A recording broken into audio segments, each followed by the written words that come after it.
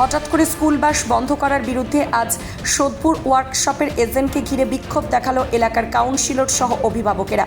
হঠাৎ করে school bus বন্ধ করার বিরুদ্ধে আজ ইসিএলের সোদপুর ওয়ার্কশপের এজেন্টকে ঘিরে বিক্ষোভ দেখালো এলাকার কাউন্সিলর সহ অভিভাবকেরা। হঠাৎ করেই বাস বন্ধ করে দেওয়ার ফলে অসুবিধায় পড়েছে স্কুল পড়ুয়া থেকে অভিভাবকরা। পুনরায় স্কুল বাস চালু করার দাবিতে এলাকার কাউন্সিলর সহ অভিভাবকেরা আজ বিক্ষোভ দেখায়। আমাদের লোকাল যেসব মানে সেন্ট্রাল ওয়ার্কশপের এমপ্লয়ি আছে এবং লোকাল যারা আছে তাদের জন্য স্কুল বাসের ব্যবস্থা করে দেওয়া হয়েছিল। বেশ কিছুদিন ধরে স্কুল বাসটা বন্ধ করে দিয়েছে। লোকাল পাবলিক আমাকে লোকাল কাউন্সিলর হিসেবে ওনারা বলেছিলেন, এমনি করে আমি স্যারের সঙ্গে দেখা করতে এসেছিলাম এজেন্টের সঙ্গে। উনি সরাসরি বলছেন যে আমরা বন্ধ করে দিয়েছি, আমরা চালু করতে পারবো। এজেন্ট সরাসরি বলছে আমরা চালু করতে পারবো না।